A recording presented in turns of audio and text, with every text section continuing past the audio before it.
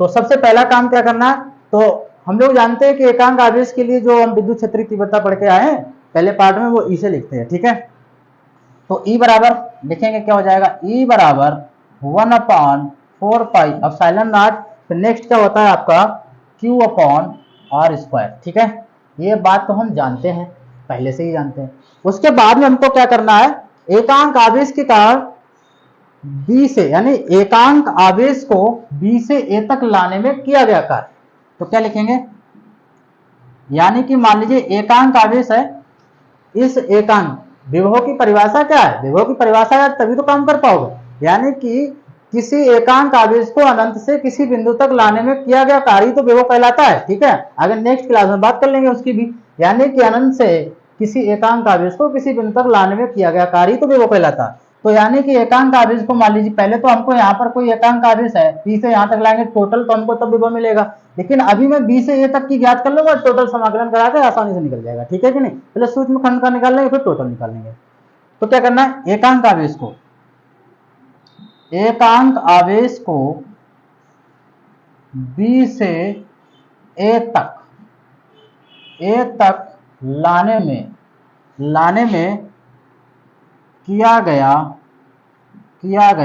कार्य। अब आपको यहां पर एक बात और याद रखनी है, कार्य का फार्मूला होता है बल गुणे विस्थापन, ठीक है। चलो फार्मूला भी लिख लेते हैं। फार्मूला क्या होता है, कार्य बराबर लिखते हैं, कार्य बराबर ये होता है बल गुणे विस्थापन, ठीक है। ये होता है फार्मूला। यहाँ पर कार जो है मैं dw से लिखूंगा, डी से क्यों लिखूंगा, क्योंकि पहले से हम किसी सूक्ष्म खंड की बात कर रहे हैं, फिर उसके बाद हम टोटल कार लिखूंगा तो w से लिख लूंगा, ठीक है कि नहीं। पहले किसी सूक्ष्म खंड की बात करेंगे तो लिखेंगे dw बराबर, यहाँ पर बल क्या है, वैसे अब आपको एक बात याद रखना है, जब आवेश एकांक हो, चलिए मैं यहाँ पर लाइन में लिखता हूं, जब आवेश एकांक हो तब हम बल को ही ई के बराबर मान सकते हैं, बल को ही क्या मान लेंगे, ई के बराबर। और यहां पर एक चीज और याद रखना है आपको कि अगर जब आवेश एकांक हो तो कार्य को हम विभव के बराबर मान सकते हैं, ठीक है। ये पॉइंट याद रखना है, अगर आवेश एकांक है तो बल को ही हम तीव्रता मान लेंगे, और जब आवेश एकांक हो तो कार्य को हम विभव मान लेंगे, ठीक है। तो यहाँ पर फार्मूला जो यूज करेंगे हम, वैसे बल को एफ से लिखते हैं, लेकिन नहीं, बल को यहाँ पर ई को लिख सकते हैं, ठीक है। विस्थापन यहाँ पर बी से ए तक कोई दूरी चल रही है, विस्थापन पता ही है, किसी बिंदु से थोड़ी चलने वाली जो दूरी उसी को विस्थापन कहते हैं। तो बी से ए तक dx विस्थापन हो रहा है, तो ये हो जाएगा dx, ठीक। नेक्स्ट क्या करना है, dw बराबर तो ऐसा ही रहेगा, ई का मान यहाँ पर कितना दे रखा है, ये वाला आपको उठा के रखना है, 1/4πε0, ये हो जाएगा आपका Q/r², और यहां पर क्या लिखा है dx, उसको ऐसे ही रख देंगे, ये हो जाएगा dx। फिर से समझेंगे ध्यान से, पहले क्या करना है, बी से ए तक बिंदु बी पर विद्युत क्षेत्र की तीव्रता ज्ञात करनी है, ठीक है। तो ई तीव्रता का फार्मूला एकांक आवेश के कारण हम लोग जानते हैं पहले से ही, क्या होता है 1/4πε0 × Q/r² होता है, ठीक।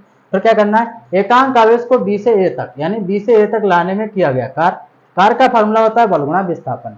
मैंने बताया कि जब आवेश एकांक हो तो बल को हम ई कह सकते हैं, अर्थात कार्य को हम बी कह सकते हैं, यानी विभव भी कह सकते हैं, ठीक। तो यहाँ पर हम बल को एफ ना यूज करके ई यूज करेंगे, क्योंकि हमें फार्मूला ई का पता है, ठीक है। नेक्स्ट क्या करना है, आपने यहाँ पर ई का मान ये वाला यूज करके रख दिया है, बाकी वैसा ही है, और विस्थापन क्या हो रहा है dx रख दिया है, ठीक है। बाकी जो आपका dw था वैसे ही रख दिया। टोटल इतना काम करना है और कुछ नहीं करना है, बस, ठीक है। उसके बाद हम क्या करेंगे, अब पूरा यानी अनंत से r तक, अब विभव की परिभाषा के अनुसार, विभव का परिभाषा क्या है, अनंत से लाने में किया गया कार्य, ठीक है। तो यहां पर मैं मान लेता हूं बिंदु P जो है वो अनंत पर रखा हुआ है, और r दूरी से यहां तक लाने में किया गया कार्य, ठीक है। तो क्या लिखूंगा, अब मैं लिखूंगा इनफाइनाइट से r दूरी तक लाने में किया गया कार्य, स्क्वायर। ठीक है, जब कोई भी चीज अनंत पर है तो उसको हम एक दम से नहीं माप सकते हैं, पहले उसके खंड करके ही मापा जा सकता है। ठीक है, तो अनंत से लाने में किया गया कार्य अब सीधे निकाल लेंगे, छोटे टुकड़े का पता है तो इसका हम सीधे क्या कर देंगे, इंटीग्रेशन करा देंगे। इंटीग्रेशन कराएंगे तो क्या हो जाएगा, आपको याद रखना है। तो इस बार हम W से लिखेंगे, तो W बराबर ये हो जाएगा इंटीग्रेशन, कहां से, लिमिट क्या बनेगी, इनफाइनाइट टू R, और इंटीग्रेशन कराएंगे dW का, इसका कराएंगे। तो W बराबर इनफाइनाइट टू R, इसका मान लगा दो 1/4 पाई एप्सिलॉन नॉट Q/R², ये हो जाएगा dx। एक बात याद रखना है, यहाँ पर आपका जो विस्थापन हो रहा है वो B से A तक उल्टा आ रहा है, तो यहाँ पर ये माइनस चिन्ह लेना है, बस इतना काम करना है। ये माइनस चिन्ह हो जाएगा तो यहाँ पर माइनस। एक बात और याद करना है, इंटीग्रेशन में जो वैल्यू कांस्टेंट होती है उसको बाहर ले लेते हैं, तो ये हो जाएगी बाहर। तो W बराबर -1/4 pi epsilon not into Q, इसको बाहर ले लेंगे, क्या बचेगा, इनफाइनाइट टू R इंटू क्या बचा 1/R², और फिर बचेगा dx। लेकिन यहाँ पर थोड़ी सी मिस्टेक और हो रही है, यहाँ पर हमने जो दूरी ली है वो x ली है, तो r ना लेके हम यहाँ पर x ही लिखेंगे। ठीक है, हर जगह।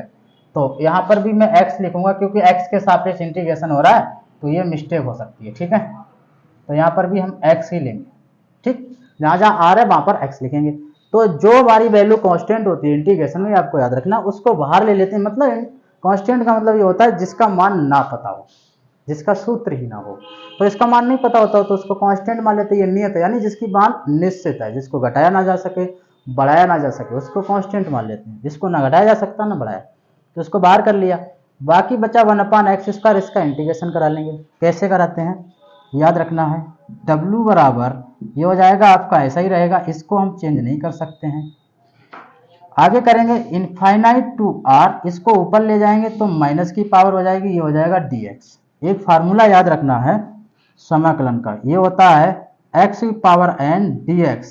फार्मूला क्या होता है, यानी कि जब इसको हम समाकलन करते हैं तो x⁴n में एक जुड़ जाता है और नीचे भी एक जुड़ जाता है, ये आपका फार्मूला है बस। ठीक है, फार्मूला याद है तो आसानी से कर सकते हैं। आगे क्या करेंगे, W बराबर ये हो जाएगा -4 पाई एप्सिलॉन नॉट, ये ऐसा ही रहेगा, और इनटू में Q रहेगा। अब जब इंटीग्रेशन कराएंगे तो इसका चिन्ह हट जाएगा, x⁻² का कराएंगे तो क्या हो जाएगा, एक इसमें से माइनस हो जाएगा, एक नीचे से माइनस हो जाएगा, तो ब्रैकेट बंद करके लिखेंगे, एक यहाँ से -2 में से एक जुड़ेगा, इसे यहाँ पर एक जुड़ जाएगा। लिमिट जैसी चल रही है इनफाइनाइट टू R, वो तो रहने ही वाली है, उसको चेंज नहीं करेंगे। ठीक है, आगे क्या करेंगे, W बराबर ये ऐसा ही रहेगा 1/4 पाई एप्सिलॉन नॉट, ये Q ऐसा ही रहेगा। यहाँ पर देखें 2 में से एक जाएगा तो x⁻−1, यहाँ पर -1, और ये हो जाएगा इनफाइनाइट टू R। माइनस आगे आ जाएगा, माइनस और माइनस क्या बन जाएगा, प्लस, क्योंकि जैसे ही ब्रैकेट खोलेंगे माइनस आगे आ जाएगा। तो W बराबर ये ऐसा ही हो जाएगा प्लस यहाँ से। अब हम लगाते हैं लिमिट, लिमिट अप्लाई करते हैं तो पहले लगाते हैं अपर लिमिट, बाद में लगाते हैं लोअर लिमिट, मतलब ऊपर वाली पहले बाद में नीचे वाली। तो एक काम करने, पहले इसको मैं नीचे अगर ले आता हूं तो अच्छी बात है, तो भी घात प्लस बन जाएगी। ठीक है, पहले नीचे ले आता हूं, अब लगाते हैं लिमिट। तो W बराबर क्या हो जाएगा, ये ऐसा ही रहेगा, Q ऐसा ही रहेगा। तो पहला काम क्या करना है, x की जगह R लगाएंगे, माइनस फिर x की जगह कितना लगाएंगे, इनफाइनाइट। ठीक है, लिमिट लगा दी, पहले अपर फिर बाद में लोअर। फिर याद रखना है आपको क्या, ये ऐसा ही रहेगा, इसको हम नहीं चेंज कर सकते हैं, ये ऐसा ही रहेगा। इनफाइनाइट से किसी को भी भाग कर दो वो तो शून्य हो जाता है, इसका कोई मतलब ही नहीं। तो क्या बचता है हमारा 1/R, यही बचा। अंदर मल्टीप्लाई कराएंगे तो क्या बन जाएगा, W बराबर, इसको मैं ऐसा ही लिख दूंगा, नो चेंज, Q से बनकी कराएंगे तो Q/R। इस तरीके से फाइनल रिजल्ट हमारा बिंदु आवेश के कारण बिंदु B पर जो विभव है वो निकल के कंप्लीट हो जाएगा। ठीक है, तो एक एक चीज को आपको बारीकी से ध्यान से बार बार रिपीट करना है तो अच्छे से क्लियर हो जाएगा। आपका 3 या 4 नंबर का ये 100% एग्जाम में पूछा जाता है। ठीक है।